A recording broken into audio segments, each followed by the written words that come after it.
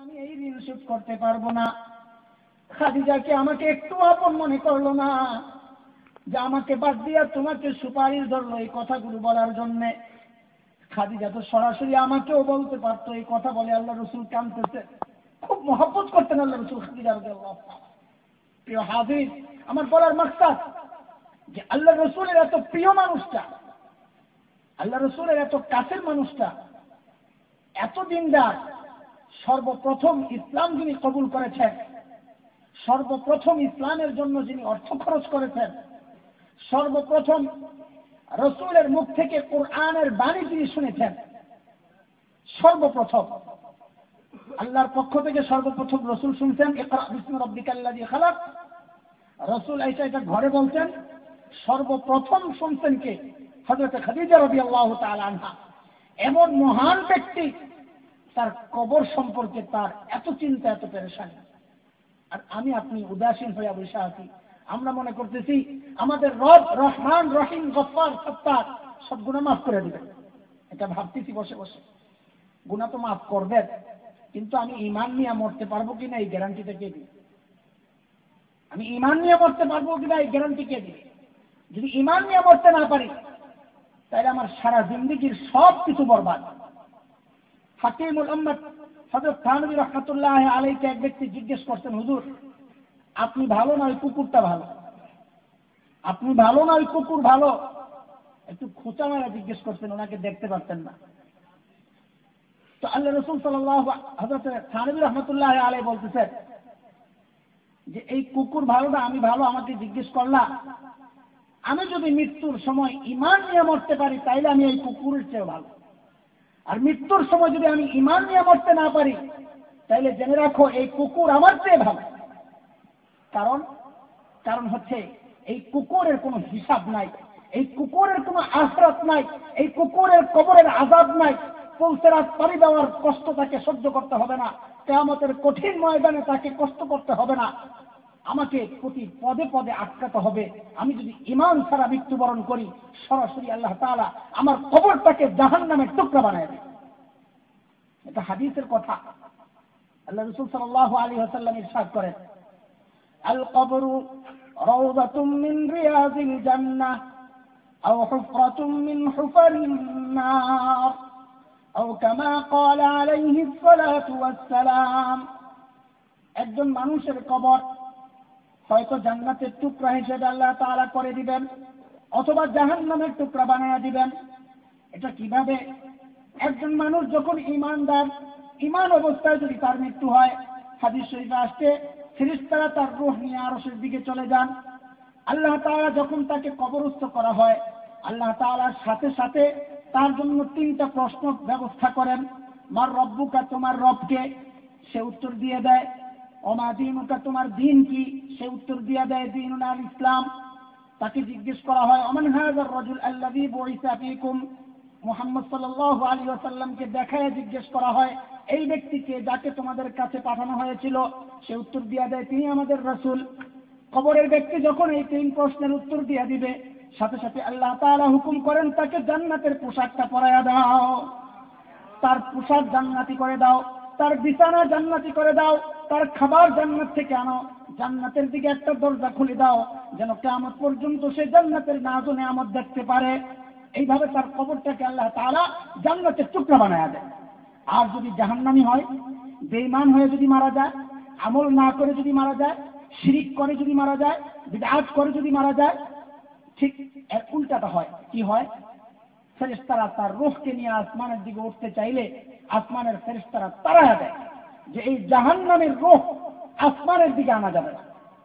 তখন তাকে সিজ্জিল, সাত জমিনের নিচে সবচেয়ে নিকৃষ্টতম জায়গায় তার রূহকে পাঠায়া দেওয়া হয়। তাকে প্রশ্ন করা হয়, সে হা করে তাকায়া থাকে। মার রব্বুকার প্রশ্ন করা হয় তোমার রবকে? সে হা করে তাকায়া থাকে। কেন? দুনিয়ায় সে রবের কোনো আমল তো করে নাই, রবের হুকুম তো সে মানে নাই। কবরে গিয়া সে নিজের রবের পরিচয় কি করে দিবে? তার ইসলাম সম্পর্কে, দিন সম্পর্কে তাকে জিজ্ঞেস করা হয়, সে দিনের উত্তর দিতে পারে না। কি করে দিবে? সে তো ইসলাম মানে নাই। নবী সম্পর্কে প্রশ্ন করা হয়, নবীকে চিনে না, কি করে চিনবে? নবীর আদর্শ তার জীবনে ছিল না, সে ইহুদি নাসারাদের অনুসরণ করেছে। খ্রিস্টানদের অনুসরণ করেছে, হিন্দুদের অনুসরণ করেছে। নবী মুহাম্মদের আদর্শ আখলাক তার মধ্যে ছিল না। সে কি করে নবীর পরিচয় দিবেনি আমার নবী? কি করে দিতে পারে না।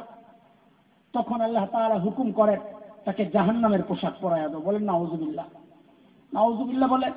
আল্লাহ তাআলা হেফাজত করো, এই কঠিন অবস্থায় যেন একজন বান্দা, একজন উম্মত, একজন মানুষও যেন এই কঠিন অবস্থায় না পড়ে। জাহান্নামের পোশাক পরায়া দেওয়া হবে, জাহান্নামের খাবার তাকে দেওয়া হবে, তার বিছানা জাহান্নামের বিছানা করে দেওয়া হবে।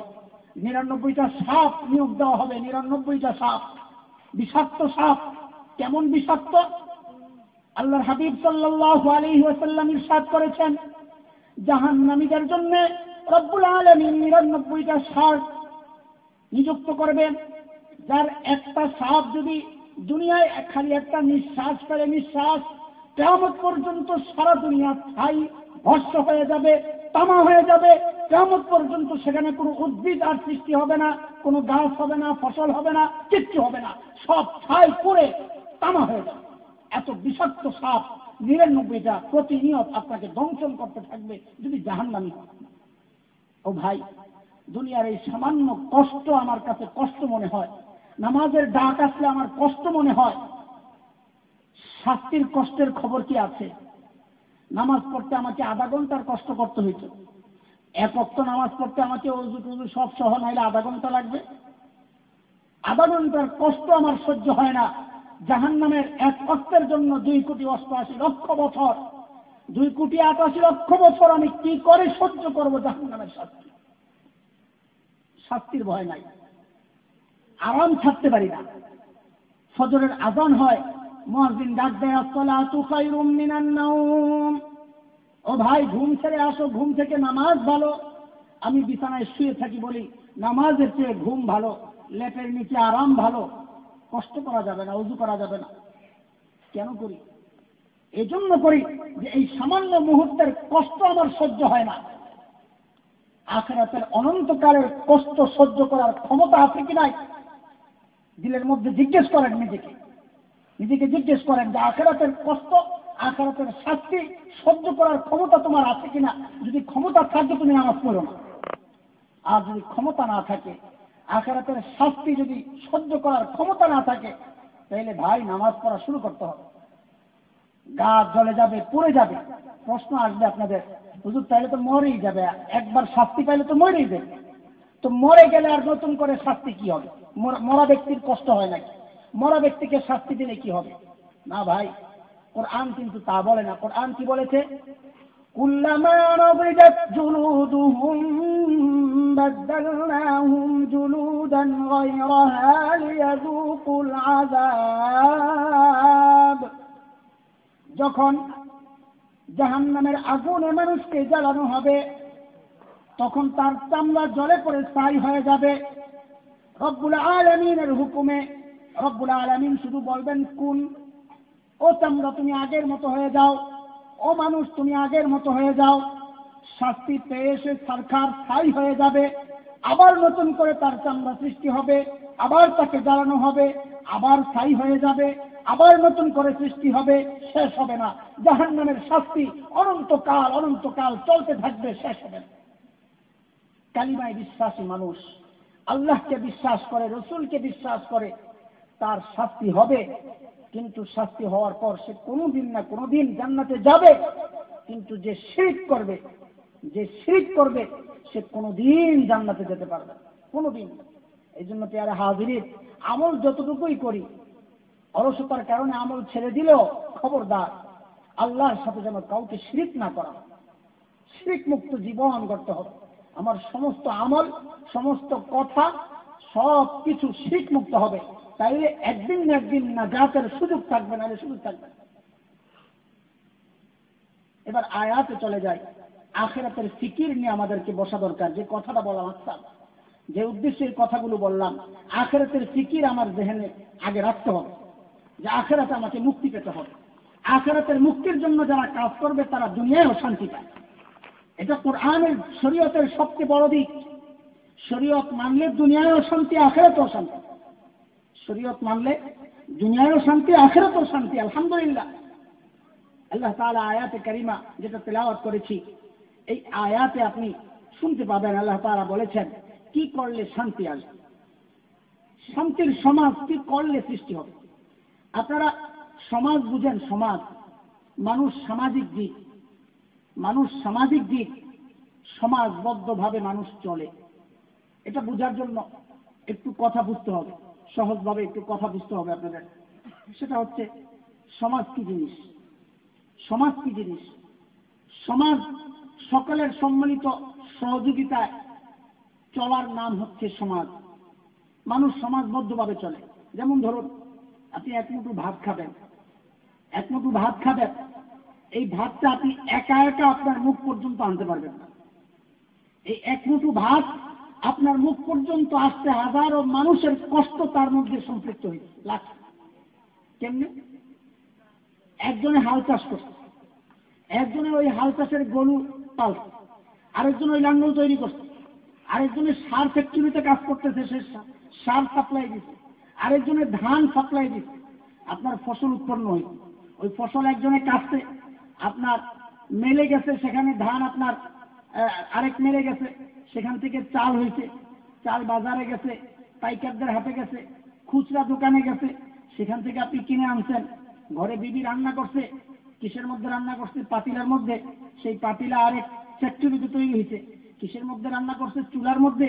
সেই চুলা আরেক জায়গায় তৈরি হয়েছে। কিসের মধ্যে রান্না করছে? চুলার গ্যাস আসলো থেকে, সেই গ্যাসের মধ্যে আরো কত লোক কাজ করতেছে। আবার তার সাথে একটু তরকারি লাগে, এই তরকারির মধ্যে একটু চিন্তা করেন, এগুলো চিন্তা করলে বোঝা যাবে যে আল্লাহ তাআলার কত নিয়ামত আমি ভোগ করতেছি। ওই তরকারির মধ্যে হাজারো মানুষের সম্পৃক্ততা আছে। আমি একটা পোশাক করতেছি, কেউ তুলা চাষ করছে, ওই তুলা চাষিরা তুলা বিক্রি করছে সুতার ফ্যাক্টরির মালিকের কাছে, সুতার ফ্যাক্টরিওয়ালা সুতা তৈরি করছে, ওই সুতা তৈরি করানোওয়ালা সে কাপড় ফ্যাক্টরিওয়ালার কাছে সুতা বিক্রি করছে, ওই কাপড়ের ফ্যাক্টরিওয়ালা সে কাপড় তৈরি করে বাজারে বিক্রি করছে, ওই বাজার থেকে খুচরা বিক্রেতারা কাপড় কিনে এনেছে, আপনি সেই দোকানদার থেকে কাপড় কিনে এনেছেন, দর্জিকে দিচ্ছেন, দর্জি কাপড় কাটছে, আরেকজন সেলাই করছে, নিয়ে আসছেন, ওয়াশে দিচ্ছেন, একজন ওয়াশ করছে, একজন আয়রন করছে, এরপর আপনি পড়ছেন, আরেকজনে বুতামও লাগাইছে। কত মানুষ আপনার এই জামার মধ্যে শরিক হয়ে গেল, কত মানুষ আপনার এই এক লোকমা খাবারের মধ্যে শরিক হয়ে গেল। এই হাজারো মানুষের সহযোগিতায় যেই জীবন মানুষ পালন করে সেটাকে বলে মানুষ, সেটাকে বলে সামাজিক জীবন। মানুষ সামাজিক জীবন পালন করে। পক্ষান্তরে একটা পশু, একটা পাখি, তারা সামাজিক জীব নয়। পশু তার খাবার আনার জন্য আরেকজনের সহযোগিতা লাগে না, পশুর খাবারের জন্য আরেকজনের সহযোগিতা লাগে না, পাখির খাবারের জন্য আরেকজনের সহযোগিতা লাগে না, তার বাড়ি বানাইতে আরেকজনের সহযোগিতা লাগে না। সে মুখে করে এক জায়গা থেকে শিক নিয়ে আসে, এক জায়গা থেকে গাছের টুকরা নিয়ে আসে, নিজের বাসা, নিজের ঘর নিজে বানায় ফেলে। মানুষ সামাজিক জীব। এই সমাজবদ্ধভাবে মানুষ চলতে গেলে আমি আপনার কিছু সহযোগিতা আশা করি, আপনি আমার কিছু সহযোগিতা আশা করবেন। এই পারস্পরিক সহযোগিতাগুলা একজন আরেকজনকে যে সহযোগিতা করবে, এগুলার একটা সীমা রেখা আছে। আপনি আমার কাছ থেকে কতটুকু সহযোগিতা পান, আপনার কাছ থেকে আমি কতটুকু সহযোগিতা পাই, এই পারস্পরিক সহযোগিতার সীমা রেখাগুলা কোথায় পাবো? কোরআন বলে দিচ্ছে, হাদিস বলে দিচ্ছে। আমাদেরকে কোরআন পড়তে হবে, হাদিস জানতে হবে, তাইলে আমি বুঝবো এই পারস্পরিক সহযোগিতার সীমা রেখা কতটুকু। এই পারস্পরিক সহযোগিতার সীমা রেখা বুঝে আমি যখন এগুলো করতে থাকবো, আমার সমাজে শান্তি আসবে, আমার সমাজে শান্তি আসলে আমার আখিরাত শান্তিপূর্ণ আখিরাত হয়ে যাবে ইনশাআল্লাহ। ওই আয়াতে কারিমার মধ্যে এই কথাগুলি বলা হয়েছে। আমি একটা একটা করে ধরতেছি, আপনারা খেয়াল করে শুনবেন ইনশাআল্লাহ। আল্লাহ তাআলা ইরশাদ করতেছেন, ওয়া'বুদু আল্লাহ ওয়া লা তুশরিকু বিহি শাইআন ওয়া বিল ওয়ালিদাইনি ইহসানা। আল্লাহ তাআলার কাছে বান্দার কিছু পাওনা, বান্দার কাছে আল্লাহ তাআলার কিছু পাওনা। কথাটা বুঝতে পারছেন? আল্লাহর কাছে বান্দার কিছু পাওনা, আল্লাহর কাছে আমরা পাই, আমাদের কাছে আল্লাহর কিছু পাওনা। বান্দা যখন আল্লাহর পাওনা আদায় করে দিবে, তখন আল্লাহও বান্দার পাওনা আদায় করে দিবে। আখিরাত শান্তিপূর্ণ আখিরাত হয়ে যাবে, দুনিয়া শান্তিপূর্ণ দুনিয়া হয়ে যাবে। এখন বান্দার কাছে আল্লাহর কি পাওনা, এটা আমার মুখ দিয়ে শুনলে তো হবে না। আমার রাসূল কি বলেছেন? আল্লাহর হাবিব সাল্লাল্লাহু আলাইহি ওয়াসাল্লাম একদিন সাহাবীদেরকে ডেকে জিজ্ঞেস করতেছেন, ওরে আমার সাহাবীরা, বান্দার কাছে আল্লাহর দুইটা পাওনা আছে, দুইটা পাওনা। কয়টা পাওনা বলেন? দুটো পাওনা। ওরে সাহাবীরা, বান্দার কাছে আল্লাহর দুটো পাওনা আছে। বান্দা যদি আল্লাহর এই পাওনাগুলো আদায় করে, আল্লাহর কাছে বান্দার একটা পাওনা আছে, আল্লাহ সেই পাওনাটা আদায় করে দিবেন। সাহাবীরা জিজ্ঞেস করেন, ইয়া রাসূলুল্লাহ, বান্দার কাছে আবার আল্লাহর কি পাওনা? সবই তো আল্লাহ। বান্দার কাছে আবার আল্লাহর কি পাওনা? সবই তো আল্লাহ। আল্লাহ রাসূল তখন আয়াত শোনায়া দিলেন, বান্দার কাছে আল্লাহর দুইটা পাওনা। ওয়া'বুদুল্লাহা ওয়া লা তুশরিকু বিহি শাইআ। এক নম্বর পাওনা হচ্ছে, ওরে বান্দা, তুমি একমাত্র ইবাদত করবা আল্লাহর। ইবাদত কার? আরো জোরে বলতে হবে, ইবাদত কার? আল্লাহ। আমার এই কপাল ঠুকবো আমি কোথায়? আল্লাহর কুদরতি পায় আর কোথাও নয়। সেজদা দিব কোথায়? আল্লাহর মসজিদে আল্লাহর কুদরতি পায়ে নামাজের সময় সেজদা দিব আল্লাহকে, ইবাদত করব আল্লাহকে। এটা মনে প্রাণে বিশ্বাস করে করব। ইবাদতের একমাত্র যোগ্য আল্লাহ, অন্য কেউ না। আমাদের পার্শ্ববর্তী যে সমাজ, হিন্দু সমাজ, মুশরিকরা, তারা বিভিন্ন মাখলুকের ইবাদত করে। বিভিন্ন মাখলুকের, কেউ সূর্যের ইবাদত করে, কেউ আগুনের ইবাদত করে, পূজা করে, কেউ পানির পূজা করে। হ্যাঁ, আমি গতকাল যার মাহফিলে বলেছিলাম এই কথাটা, যে এক ছেলে বিয়ে করেছে, এক ছেলে বিয়ে করেছে, বউকে সে খুব আদর করে। ছেলে বিদেশ চলে গেল, যুবক ছেলে বিদেশ চলে গেছে। এখন বিদেশ থেকে বউকে আদর করে, বউর জন্য একটা বাড়ি তৈরি করেছে, সুন্দর বাড়ি তৈরি করেছে। সেই বাড়িতে একজন দারোয়ান রেখেছে, একজন ঝাড়ুদার রেখেছে, একজন বাবুর্চি রেখেছে, রান্না করে। সব খাদেমের ব্যবস্থা করে দিয়ে সে বাড়ি ছেড়ে চলে গেছে বিদেশে। বিদেশে গিয়ে তার কেমন কেমন যেন লাগে, একটু সন্দেহ সন্দেহ, বউর কথাবার্তা বেশি একটা সুবিধা মনে হয় না। সে গোপনে বাড়িতে আসছে, আয়সা দেখে যেই বিবির খেদমতের জন্য সে এত সুন্দর বাড়ি তৈরি করলো, যেই বিবির খেদমতের জন্য সে বাবুর্চি নিয়োগ করলো, যেই বিবির খেদমতের জন্য সে ঝাড়ুদার নিয়োগ করলো, যেই বিবির খেদমতের জন্য সে দারোয়ান নিয়োগ করলো, সেই বিবি তো আর বিবি নয় নাই, সে ওই দারোয়ানের প্রেমে পড়েছে, সে ঝাড়ুদারের প্রেমে পড়েছে, সে ওই বাবুর্চির প্রেমে পড়েছে। ঠিক একই অবস্থা বান্দার সাথে আল্লাহর সম্পর্কে। ওরে বান্দা, তোমার আরাম আয়েশের জন্য, তোমার খেদমতের জন্য রব্বুল আলামিন এই সমস্ত পৃথিবীকে সৃষ্টি করেছেন। সূর্যকে তোমার বাবুর্চি হিসেবে তৈরি করেছেন। ওই সূর্য তোমার ফলকে পাকায়া দেয়, তোমার ফসলকে পাকায়া দেয়। চন্দ্র তোমার ফলকে পাকায়া দেয়, ফসলকে পাকায়া দেয়। বাতাস তৈরি করেছেন ঝাড়ুদার, তোমার ময়লা আবর্জনা সাফ করে দেয়। পানি তৈরি করেছেন তোমার আরামের জন্য, তোমার খেদমতের জন্য। তুমি তোমার রবকে ভুলে গিয়ে তোমার ওই খাদেম যারা ছিল, ওই সূর্য খাদেম, ওই চন্দ্র খাদেম, ওই আগুন খাদেম, ওই পানি খাদেমের ইবাদত করা শুরু করেছ। ওই স্বামী যেমন, ওই কোন ব্যক্তিত্ববান স্বামী যেমন ওই বিবিকে রাখবে না, ওই বিবির সাথে সম্পর্ক রাখবে না, তেমনি ভাবে তুমি যদি তোমার রবকে ভুলে গিয়ে রবের মাখলুকের পূজা করা শুরু করো, তাদের মহব্বত করা শুরু করো, তাদের ইবাদত করা শুরু করো, তাইলে বুঝে নিও রবের সাথে তোমার সম্পর্ক কেটাপ হয়ে গেল। ঠিক কিনা বলে? আল্লাহর সাথে সম্পর্ক ছিন্ন হয়ে গেল। কেন? যে আল্লাহ তাআলা সমস্ত মাখলুক সৃষ্টি করেছেন মানুষের খিদমতের জন্য, আর মানুষকে সৃষ্টি করেছেন ওমা খালাকতুল জিন্না ওয়াল ইনসা ইল্লা লিয়াবুদুন। ওরে মানুষ, আমি তোমাকে এবং জিন্নাতকে সৃষ্টি করেছি একমাত্র আমার ইবাদতের জন্য, অন্য কারণ নয়। আমি তোমাকে সৃষ্টি করেছি আমার ইবাদতের জন্য, আর মাখলুককে সৃষ্টি করেছি তোমার খিদমতের জন্য। তুমি আমার ইবাদত ছেড়ে দিয়ে তোমার খাদেম, তোমার সেবক যারা, তাদের পূজা করা শুরু করেছো, তাদের ইবাদত করা শুরু করেছো। তোমার সাথে আমার সম্পর্ক নাই। রব্বুল আলামিনের এই হক যদি আদায় না করি, রব্বুল আলামিন তার হক আদায় করবেন না। তার হক কি করব? এক নম্বর, রব্বুল আলামিন বান্দার কাছে পাওনা, এক নম্বর পাওনা কি? উবুদুল্লাহ, ইবাদত কার একমাত্র আল্লাহ। ওয়ালা তুশরিকু বিহি শাইআ, দুই নম্বর পাওনা বান্দার কাছে আল্লাহ। লা তুশরিকু বিহি শাইআ, আল্লাহর সাথে কাউকে শরীক করা যাবে না, দুই নম্বর পাওনা। এক নম্বর পাওনা ইবাদত কার? আল্লাহ। দুই নম্বর পাওনা, এই ইবাদতে কাউকে আমি শরীক করব না। আল্লাহর হাবিব বলেন, বান্দা যখন আল্লাহর এই দুই পাওনা আদায় করে দিবে, আল্লাহ বান্দার পাওনা আদায় করে দিবেন। বান্দার পাওনা কি আল্লাহর কাছে তখন আমরা কি পাই? আমরা যদি আল্লাহর এই দুই হক আদায় করি, দুই পাওনা আদায় করি, আল্লাহর কাছে আমাদের একটা পাওনা লাইগা যায়। সেই পাওনাটা কি? আল্লাহর হাবিব সাল্লাল্লাহু আলাইহি ওয়াসাল্লাম ইরশাদ করেন, যে বান্দা রব্বুল আলামিনের এই দুই পাওনা আদায় করে দিবে, আল্লাহ তাআলাও তার পাওনা আদায় করে দিবেন। সেটা হচ্ছে ওই বান্দাকে বিনা হিসাবে জান্নাত দিয়ে দিবেন। সুবহানাল্লাহ। আল্লাহর পাওনা আগে আদায় করতে হবে, তারপর আল্লাহ তাআলা তার পাওনা আদায় করবেন। গেল। ঠিক এইরকম ভাবে রসুলের কিছু পাওনা আছে আমাদের কাছে, আবার রসুলের কাছে আমাদেরও কিছু পাওনা আছে। রসুলের পাওনা আমাদের কাছে কি? দুইটা পাওনা। খুব খেয়াল করে শুনতে হবে প্রিয় হাজরিন, ভালো লাগুক আর না লাগুক, খেয়াল করে শুনেন কথাগুলো, আমলের কথা। রসুলের দুইটা পাওনা আমার কাছে। আমি রসুলকে মানিত। মুসলমানের সবচেয়ে প্রিয় মানুষকে বলে রসুল করিম সাল্লাল্লাহু আলাইহি ওয়াসাল্লাম, মুসলমানের সবচেয়ে প্রিয় মানুষ। আল্লাহ রসুল বলেছেন, লা ইউমিনু আহাদুকুম হাত্তা আকুনা আহাব্বা ইলাইহি মিন ওয়ালিদিহি ওয়া ওয়ালাদিহি ওয়ান নাসি আজমাইন।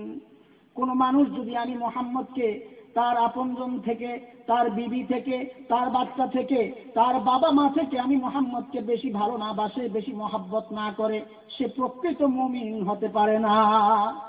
একজন মুমিনের সবচেয়ে প্রিয় মানুষ হচ্ছেন মুহাম্মদুর রাসূলুল্লাহ সাল্লাল্লাহু আলাইহি ওয়াসাল্লাম। এই কথাটা বিশ্বাস যদি তার দিলের মধ্যে না বসে, সে প্রকৃত মুমিন হইতে পারে। প্রকৃত মুমিন হওয়ার আলামত এটা, সে তার বিবির চেয়ে মুহাম্মদকে বেশি পছন্দ করে, তার বাচ্চার চেয়ে মুহাম্মদকে বেশি পছন্দ করে। বাচ্চা একটা আবদার করেছে, সে দেখেছে আমার নবী মুহাম্মদ সেটা নিষেধ করেছেন, সে বাচ্চার আবদার রাখে না। বিবি আবদার করেছে, সে চিন্তা করে আমার নবী মুহাম্মদ নিষেধ করেছেন, আমি এটা করতে পারবো না, আমি নবী মুহাম্মদকে ভালোবাসি। তো নবী মুহাম্মদ সাল্লাল্লাহু আলাইহি ওয়াসাল্লামের দুইটা পাওনা উম্মতের কাছে। উম্মতের কাছে নবীর দুইটা পাওনা। কয়টা পাওনা? দুইটা পাওনা। এক নাম্বার পাওনা, আল্লাহ রাব্বুল আলামিন কোরআনে কারীমের সূরা আলে ইমরানের এক আয়াতে ইরশাদ করেছেন। এটা কি? সেটা কুল ইন কুনতুম তুহিব্বুনাল্লাহ ফাত্তাবিউনি ইউহিব্বুকুমুল্লাহু ওয়া ইয়াগফির লাকুম যুনুবাকুম ওয়াল্লাহু গফুরুর রহিম। ওগো নবী, আপনি আপনার উম্মতদেরকে বলে দেন, তোমরা যদি আল্লাহকে ভালোবাসো, এই দাবি যদি করো, এই দাবির সত্যতা তোমাকে প্রমাণ দিতে হবে, বাস্তবতা প্রমাণ দিতে হবে। এই বাস্তবতার প্রমাণ কি? বাস্তবতার প্রমাণ হচ্ছে রসুলের দুইটা পাওনা তুমি আদায় করেছো কিনা। এক নাম্বার পাওনা হচ্ছে রসুলকে ভালোবাসতে হবে, এক নাম্বার পাওনা। কোন মানুষ যদি রসুলকে ভালো না বাসে, সে নিজেকে মুসলমান দাবি করতে পারে না। রসুলকে ভালোবাসে না, সে মুসলমান হইতে পারে না, কখনো না। এক নম্বর পাওনা এটা রসুলের আমাদের কাছে। রসুলকে ভালোবাসতে হবে, এক নম্বর পাওনা। দুই নম্বর পাওনা, আল্লাহ রসুল নিজেই বলেন, মান আহাব্বানি ফাকাদ আতাআনি, মান আতাআনি ফাকাদ আহাব্বানি। আমাকে ভালোবাসলা কিনা এটার প্রমাণ কি? দুই নম্বর পাওনা যদি আদায় করো তাহলে বুঝবা আমাকে ভালোবাসো। দুই নম্বর পাওনা কি? রসুলের অনুসরণ করতে হবে। রসুলের অনুসরণ করতে হবে। কেউ দাবি করলো আমি রসুলকে ভালোবাসি, কিন্তু রসুলের অনুসরণ করলো না, সেও তার ওই দাবিতে মিথ্যাবাদী। আবু তালেবের নাম শুনেছেন আপনারা? আবু তালিব রসুলের এক চাচা ছিলেন, হযরত আবু তালিব। ইসলাম কবুল করে নাই, কিন্তু রসুলকে প্রচন্ড ভালোবাসত। আবু তালিব রসুলকে প্রচন্ড ভালোবাসত। কোন ক্রমেই রসুলকে কেউ কোনো কথা বলতে পারতো না, আবু তালিব সহ্য করতো না, প্রতিবাদ করত, খবরদার আমার ভাতিজাকে কেউ কোনো কিচ্ছু বলতে পারবে না। আবু তালিব রসুলকে ভালোবাসত। কথা বলেন, আবু তালিব রসুলকে ভালোবাসত, কিন্তু আবু তালিব জান্নাতে যাবে না। আবু তালিবের ঠিকানা কোথায়? জাহান্নাম। কেন আবু তালিব কেন জাহান্নামে যাবে? কারণ রসুলের দুই পাওনা সে আদায় করে নাই, এক পাওনা আদায় করে। সেই এক পাওনা হচ্ছে রসুলকে ভালোবেসেছে বটে, কিন্তু রসুলকে মানে নাই। যদি কেউ রসুলকে ভালোবাসে কিন্তু রসুলকে না মানে, সেও আবু তালেবের মতো জাহান্নামে যাবে, তার জান্নাতে ঠিকানা হবে না। রসুলকে ভালোবাসলে রসুলকে মানতেও হবে। আবার কেউ কেউ রসুলকে মেনেছে কিন্তু ভালোবাসে নাই, যেমন মুনাফিকরা রসুলকে মেনেছে, রসুলের সাথে মসজিদে নববীতে নামাজ পড়েছে, রসুলের মতো দাড়ি রাখে, রসুলের মতো টুপি পরেছে, রসুলের মতো লম্বা জামাও গায়ে দিচ্ছে, কিন্তু রসুলকে মহব্বত করে নাই। মুনাফিকরা, আল্লাহ তাআলা বলেছেন, ইন্নাল মুনাফিকিনা ফিদ দারকিল আসফালি মিনান নার, মুনাফিকদের ঠিকানা হচ্ছে জাহান্নামের সবচেয়ে নিম্নতম জায়গায়, সবচেয়ে নিকৃষ্ট জায়গা হচ্ছে মুনাফিকের জায়গা। কেন এটা? যে সে রসুলকে ভালোবাসে নাই, উপরে উপরে রসুলের সুরত ধরছে, শুধু সুরত ধরে কেউ রসুলের হক আদায় করতে পারে না। রসুলের দুই পাওনা যদি কেউ আদায় না করে, রসুলের কাছে উম্মতের একটা পাওনা আছে, সেই পাওনাও রসুল আদায় করবে না। সেই পাওনা কি? রসুলের হক যদি উম্মত আদায় করে, রসুল উম্মতের হক আদায় করবে, উম্মতের পাওনা আদায় করবে। সেই পাওনাটা কি? সেই পাওনাটা হচ্ছে কিয়ামতের ঘটনা। কিয়ামত অবশ্যই হবে, ইযা ওয়াকাতিল ওয়াকিআহ লাইসা লিওয়াকাতিহা কাযিবা, নিশ্চিত ঘটনা। রব্বুল আলামিন বিচারের জন্য মানুষকে দাঁড়া করাবেন, সমস্ত মানুষ ভয়ে কাঁপতে থাকবে। মূসা নবী আল্লাহর সাথে যে ঘন ঘন কথা বলতো, আল্লাহ প্রশ্ন একটা করলে মূসা উত্তর দিত 5টা। আল্লাহ প্রশ্ন করেছেন, ওমা তিলকা বিয়ামিনিকা ইয়া মূসা, ও মূসা তোমার হাতে কি? মূসা খালি এতটুকু উত্তর দিলে হয়তো, ও আল্লাহ আমার হাতে লাঠি। কিন্তু মূসা চান্স পাওয়া গেছে, সুযোগ পাওয়া গেছে আল্লাহর সাথে কথা বলার, এই সুযোগ সে হাতছাড়া করতে চায় নাই। মূসা আলাইহিস সালাম হাতছাড়া করতে চায় নাই, এই জন্য একটার পর একটা কথা বলেই যাচ্ছে। কোরআনে কারীম আল্লাহ তাআলা বলেছেন, মূসা আলাইহিস সালাম বলা শুরু করলেন, হিয়া আসাই, এটা আমার লাঠি, আতাওয়াক্কাউ আলাইহা, এটা দ্বারা আমি ভর দিয়া চলি, ও আহুসু বিহা আলা গানামি, বকরি চড়াই। মূসা আলাইহিস সালাম একটার পর একটা কথা বলা শুরু করছেন। কিন্তু সেই হাসরের মাঠে আল্লাহর হাবিব সাল্লাল্লাহু আলাইহি ওয়াসাল্লাম বলেছেন, যেই মূসা সুযোগ পাইলেই কথা বলতে থাকতো, কথা বলতে থাকতো, সেই মূসা থরথর করে কাঁপতেছে, কথা বলার কোনো সুযোগ নাই। কিয়ামতের দিন কারো কোনো কথা বলার সুযোগ থাকবে না, একমাত্র নবী মুহাম্মদুর রাসূলুল্লাহ সাল্লাল্লাহু আলাইহি ওয়াসাল্লাম কথা বলবেন, শাফাআতের কথা বলবেন, সুপারিশ করবেন, যাদেরকে হুকুম দিবেন, অনুমতি দিবেন সুপারিশ করার, তারাই সুপারিশ করতে পারবে।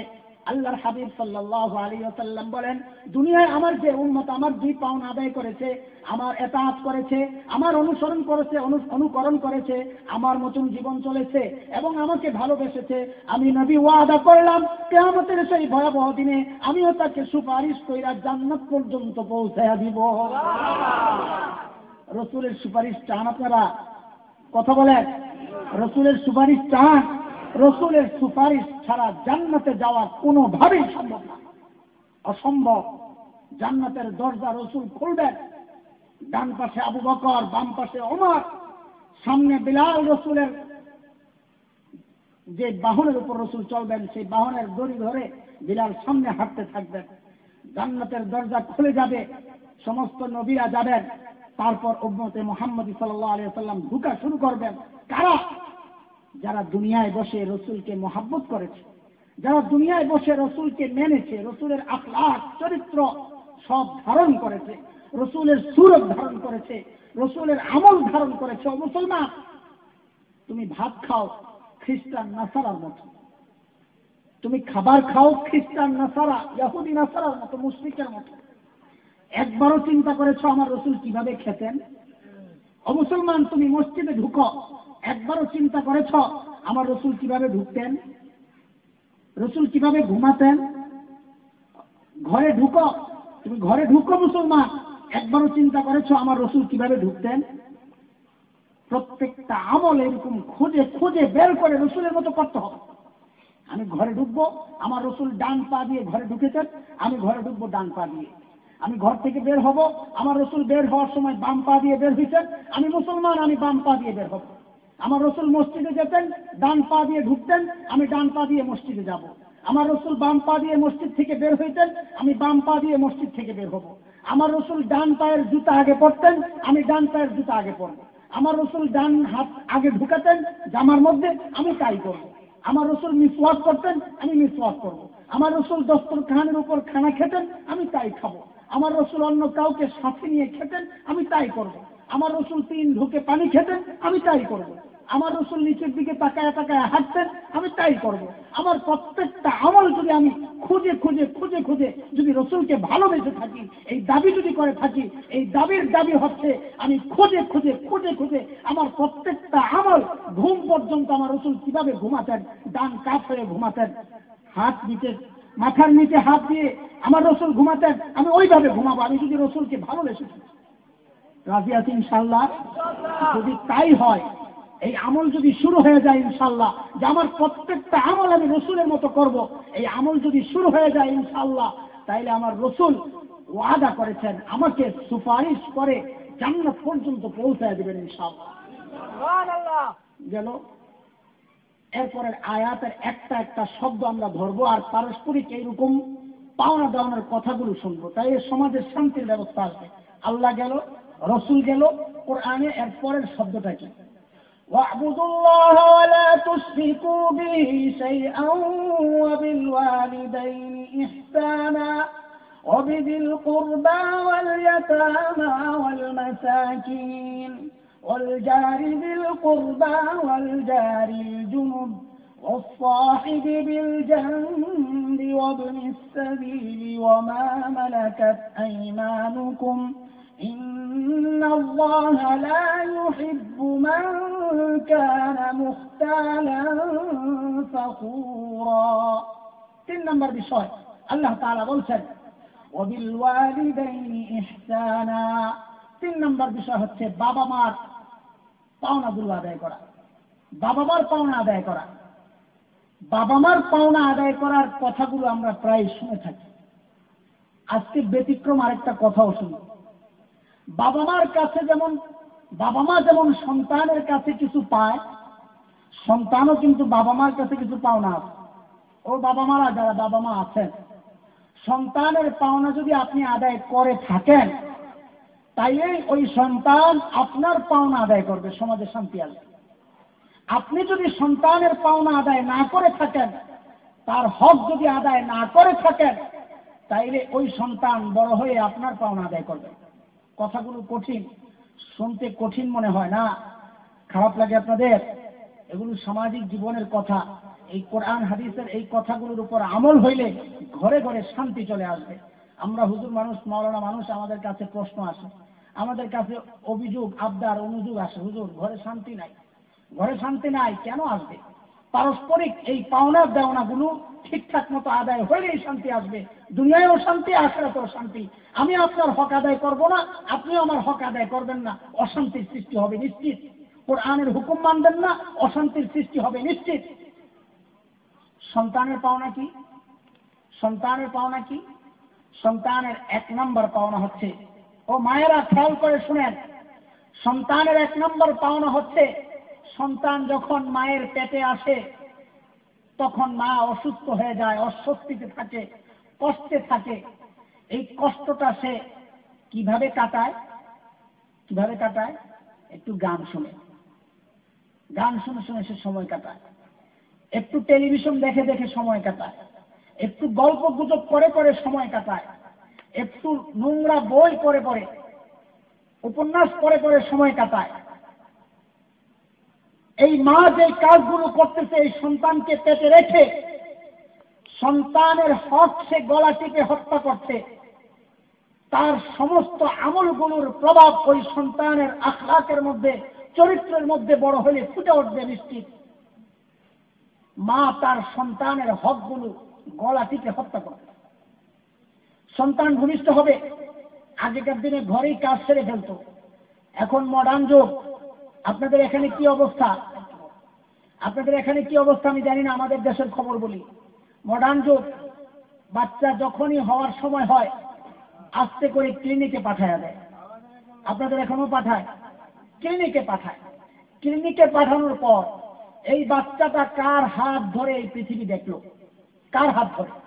হতে পারে ওই ডাক্তার মুসলমান না, হতে পারে ওই নার্স মুসলমান না, অথবা মুসলমান, কিন্তু ওই বাচ্চা বের হইতে এমন এক মহিলার হাত ধরে যে নামাজ পড়ে না, বাচ্চার অধিকার ছিল এটা, সে একটা পবিত্র হাত ধরে দুনিয়ার এই চেহারাটা দেখছে। বাচ্চার হক ছিল এটা, সে দুনিয়ার আলো দেখার সাথে সাথে তার কানের মধ্যে আল্লাহু আকবার আল্লাহু আকবার এই ধ্বনি তার কানের মধ্যে শোনায় দেওয়া, এটা তার অধিকার ছিল। খোদার কসম, তার কানের মধ্যে, ওই শিশু বাচ্চার কানের মধ্যে যদি ওই শুরুতেই আল্লাহু আকবারের ধ্বনি শোনায় দেওয়া যেত, মৃত্যুর আগ পর্যন্ত তার দিলের মধ্যে আল্লাহু আকবার আর তাওহীদের বিশ্বাস গুঞ্জরিত হতো, কোনো সন্দেহ নাই। কিন্তু আমি করি নাই, আমি আল্লাহু আকবারের ধ্বনি তার কানে শোনাই নাই। তার অধিকার আমি ক্ষুণ্ণ করেছি, তার হক নষ্ট করেছি। তাকে বাড়িতে নিয়ে আসলাম। ইসলামের বিধান ছিল তার সুন্দর একটা চমৎকার নাম রাখা, সুন্দর নাম রাখা।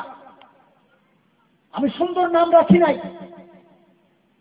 আপনাদের এখানে কি অবস্থা আমি জানি না, এই জন্য কথাগুলো বলি।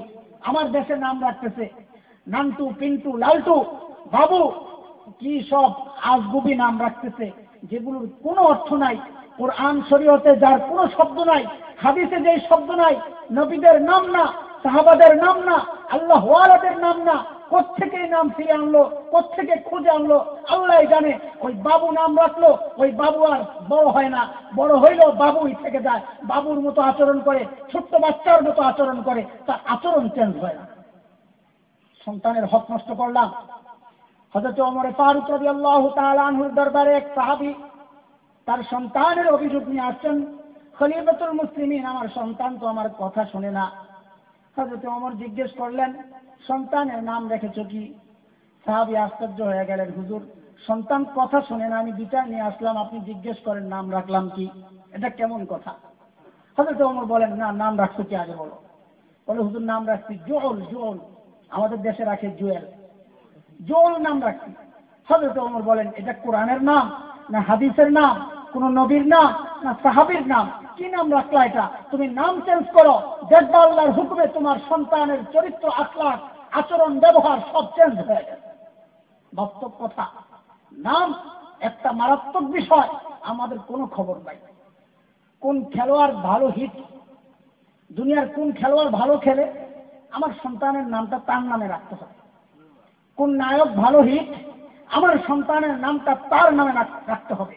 আরে মুসলমান, তোমার দিলের মধ্যে একটু অনুভূতি আসলো না, আমার নামটা মুহাম্মদুর রাসূলুল্লাহর নামে রাখবো, আহমদ রাখবো, মুহাম্মদ রাখবো, আমার নামটা আম্বিয়া আলাইহিস সালাতু ওয়াস সালামের নামে রাখবো, ইব্রাহিম রাখবো, ইয়াকুব রাখবো, ইউসুফ রাখবো, ইউনুস রাখবো, ইয়াহইয়া, জাকারিয়া, সুলাইমান, দাউদ, এই সুন্দর পবিত্র নামগুলো তোমার মাথায় আসলো না। যত আজগুবি শয়তানি তোমার মাথায় আসলো, তুমি সন্তানের অধিকার ক্ষুণ্ণ করলা, নষ্ট করলা। এই সন্তান বড় হয়ে এই অধিকার নষ্টের কড়ায় গন্ডায় গনে গনে আমাদেরকে ফেরত দিবে, নিশ্চিত থেকে ফেরত দিবে। এগুলা বড় হইবে, সন্তানের অধিকার নষ্ট করছে। সন্তান বড় হইতেছে, আস্তে আস্তে বড় হইতেছে, সন্তান বড় হইতেছে, তার অধিকার একটা একটা লাগতেছে, শরীয়ত দিতেছে। এগুলো আমি বিস্তারিত বলবো না, তাইলে সারাদিন সারা রাত লাগবে। সংক্ষেপে বলে যায়, সন্তানের বয়স যখন 7, তার আরো একটা অধিকার আমার কান্দে চলে আসছে, বাবা মার ঘাড়ে চলে আসছে। সন্তানের বয়স যখন 7, কি অধিকার সেটা? আসুন হাদিসকে জিজ্ঞেস করি, আমি কি বলবো। হাদিস কি বলে? হাদিস বলে, মুহাম্মদুর রাসূলুল্লাহ বলেছেন, মুসিবিয়ানুকুম বিসসালাতি ওয়া হুম আবনাউ সাবা। সন্তানের বয়স যখন 7 হয় তখন তাকে নামাজের হুকুম করো। আল্লাহ রাসূল বলেছেন, সন্তানের বয়স যখন 7 হয় তখন তাকে নামাজের হুকুম করো। সন্তানকে নামাজের হুকুম করব, আমি নিজেই তো নামাজ পড়ি না, এই রিস্ক আমরা কেউ নেই না যে তাকে নামাজের হুকুম করব। সে যদি পাল্টা প্রশ্ন করে, বাবা তাইলে তুমি কেন পড়ো না? কি উত্তর? কোনো উত্তর নাই। এই জন্য তাকে পড়াইও না, নিজেও পড়ি না, সন্তানকেও হুকুম করি না। ও ভাই, যেই সন্তানকে আমি নামাজ শিখাবো না, যেই সন্তানকে আমি নামাজের হুকুম করব না, আপনি নিশ্চিত থাকেন ওই সন্তান আপনার জানাজার নামাজের তৌফিক হবে না, নিশ্চিত থাকেন। কড়ায় গন্ডায় হয়ে থাকে। যুক্তিবাদী যখনই ওয়াজ ছেড়ে দিবে, আমরা বলবো আরো করো, আরো করো। এই প্ল্যান প্রোগ্রাম নিয়ে যদি করে থাকেন তাহলে ভুল করেছেন। আর যদি ভালোবাসার টানে, মোহাব্বতের টানে করে থাকেন, তাহলে আমি আরো কিছুক্ষণ বলছি, বলুন মারহাবা। বক্তার সামনে দাঁড়িয়ে বলবেন না আরো আধা ঘন্টা করেন, আরো 1 ঘন্টা করেন। এগুলি বেয়াদবি করা হয়, এগুলি সরাসর বেয়াদবি করা হয়। বন্ধুগণ, এই আদবের উপরেই তো আমি ওয়াজ করতেছিলাম যে আমাদেরকে আদব রক্ষা করতে হবে, মানুষের মতো মানুষ হতে হবে। মুহাম্মদ সাল্লাল্লাহু আলাইহি সাল্লামের ক্যারেক্টার, সাহাবীদের চরিত্র নিজের জীবনে বাস্তবায়িত করতে হবে। আমার নবী জীবনে যে কথা বলতেছিলাম, জীবনেও কারো অন্তরে দুঃখ দেয় নাই, কাউকে কষ্ট দেয় নাই, কারো কলিজার মধ্যে আঘাত দেয় নাই। হাদিস শরীফে আছে ইন্তেকালের দিন, নবী যেদিন ইন্তেকাল করবেন, মুমূর্ষ মুহূর্ত, রাসূলের গায়ে জ্বর, নবী ইন্তেকাল করবেন, সাহাবীরা চারদিকে কান্নার রোল, চতুর্দিকে কান্নার রোল। তখন তিনি বললেন, ও সাহাবীরা, তোমাদের মধ্যে কেউ আছো আমার কাছে কিছু পাও না? আমার কাছে কেউ কিছু পাবে?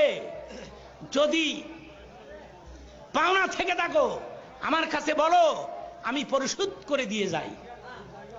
আচ্ছা বলেন তো ভাইরা, আপনারা বলেন, ইন্তেকালের সময় কেউ যখন মারা যায় কিছু পাইলেও তো মানুষ চায় না, ঠিক কিনা ভাইরা? দিনের নবী বলেন, সাহাবীরাম, আমি চলে যাচ্ছি, দীর্ঘদিন আমি তোমাদের সঙ্গে থাকলাম, আমার আচার আচরণ, আমার ব্যবহার, আমার কথাবার্তা, তারপরে লেনদেন, পাওনা দাওনা, আমি চলে যাচ্ছি তোমাদেরকে রেখে। কেউ যদি আমার কাছে কিছু পাও তাহলে বলো, আমি আদায় করে দিয়ে যাই। কেউ কিছু বলে না, সমস্ত সাহাবীরা খামোশ।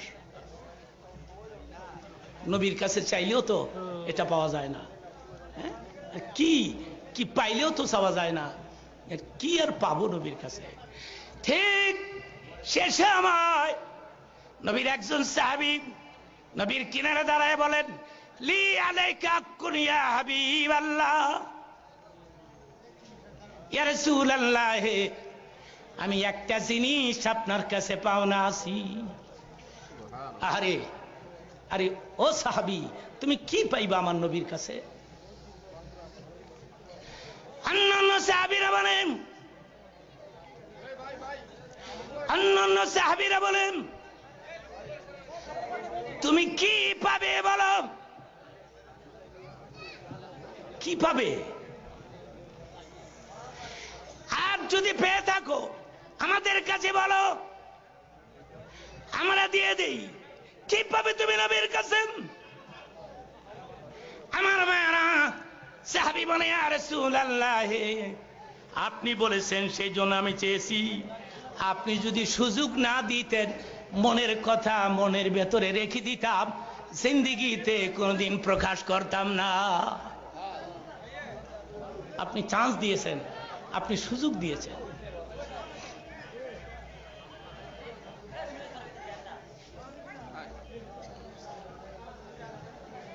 বন্ধুগণ, আসলে আসলে কি জানেন, আসলে ওই ইদানিং ছেলেপেলেরা একটু উচ্ছৃঙ্খল হয়ে গেছে, আর এদেরকে আশকানা দিচ্ছি আমরা মুরব্বীরা।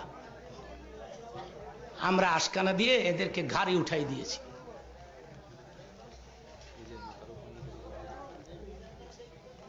যুক্তিবাদীকে দাওয়াত দিছ মিয়া, যুক্তিবাদীরে দাওয়াত দিছ, যুক্তিবাদী দোয়া করবে। এখন তো দেখা যায় তোমরা আমাকে কষ্ট দিচ্ছ, আবার চিল্লা চিল্লি করছো। আমি একটা হাদিসের আলোচনা করতেছি, তোমরাই বলছো হুজুর একটু বাড়ায় দেন, আবার চিল্লা চিল্লি করছো।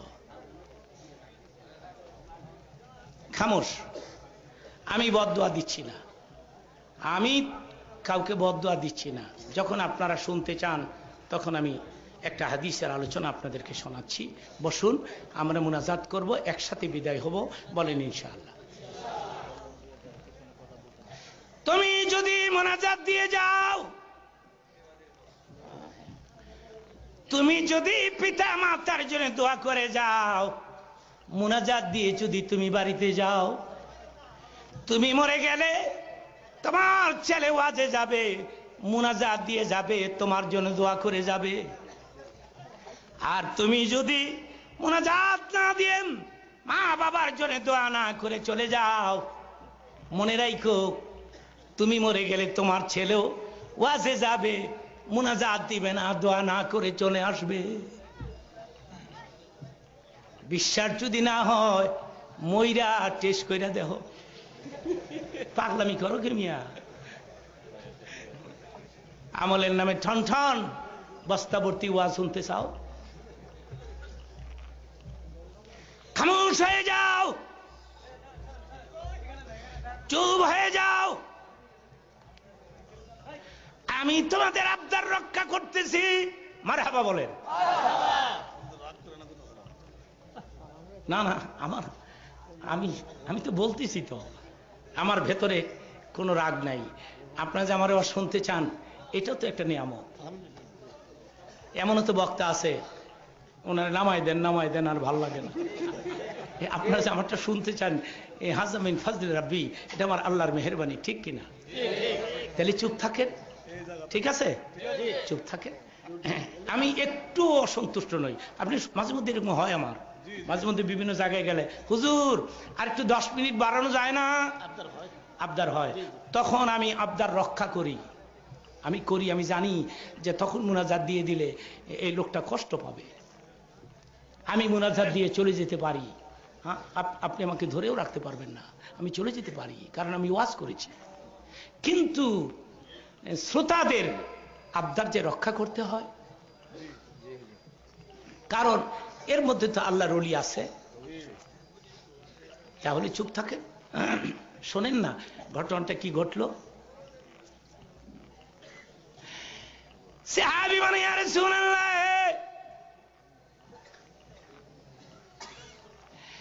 আপনি বলেছেন সেজন্য আমি আমার মনের কথা প্রকাশ করেছি।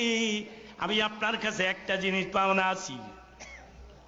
নবী বলেন, কি পাওনা আছো বলো, আমি দিয়ে যাই, থাকতে আমি পরিশোধ করে যাই। বলো কি পাও রে সাহাবী? নবী গো, এক যুদ্ধের ময়দানে আপনি ছিলেন সেনাপতি, আর আমি ছিলাম সাধারণ সৈন্য। আমি একবার আপনার সামনে দিয়ে একটা দৌড় দিছিলাম, আপনার কিনার দিয়ে, আর তখন আপনি তরবারিটা নিচের থেকে উঠাচ্ছিলেন, আর আপনার তরবারির আগাটা আমার বুকের মধ্যে এসে লেগে গেছে। আমি এতদিন বলি নাই, আপনার তরবারির আগা আমার বুকে লাগছে, আমি বলি নাই। আজকে যখন আপনি বলেছেন কিছু পাওনা থাকলে বলো, আমি পরিশোধ করে যাই। ইসলামের বিধান হলম আল কাতলু বিল কাতল, আইনু বিল আইন, ইয়াদু বিল ইয়াদ। খুনের বদলা খুন, চোখের বদলা চোখ, হাতের বদলা হাত, তাইলে আঘাতের বদলাও তো হবে আঘাত। আপনার তরবারির আগা আমার বুকের মধ্যে লেগেছে, এখন আমি আমার তরবারির আগা দিয়ে আপনার বুকের মধ্যে একটা আঘাত করতে চাই। সাহাবীরা আশ্চর্য হয়ে গেছে, এ কোনো মুনাফিক নাকি? রাসূলের শত্রু নি আবার? দিলেন নাই বলেন, সাহাবী মনে করেছে ভালোই হয়েছে, আসো আমার ধারে আসো। নিজের বুক খুলে আল্লাহ নবী বলেন, তোমার তরবারে আঘাত দিয়ে আমার বুকের মধ্যে একটা আঘাত করে দাও।